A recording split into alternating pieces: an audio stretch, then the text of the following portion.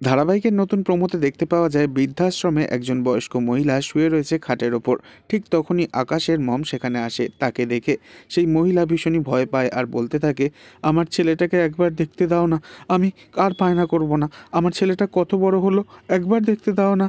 তখন আকাশের মম বলে, তোমার ছেলে তো ভালো আছে, আগে ওর থেকে সমস্ত প্রপার্টি আমার নামে করিয়ে নি, তারপর নয় মা আর ছেলের একেবারে ভালো মতো দেখা করিয়ে দেবো। একথা শুনে সেই বয়স্ক মহিলা রেগে গিয়ে টেবিলের ওপর রাখা ফুলদানিটা নিয়ে ছুঁড়ে মারে আকাশের মমের কপালে আর বলে, তুই একটা মিথ্যেবাদী, বছরের পর বছর আমাকে এখানে আটকে রেখেছিস, আমার ছেলের সাথে দেখা করতে দিস না পর্যন্ত।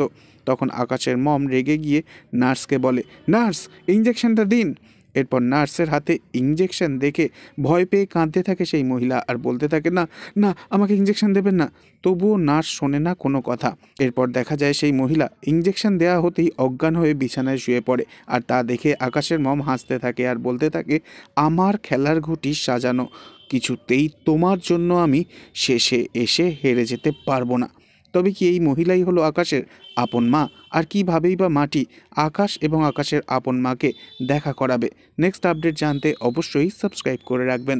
ধন্যবাদ।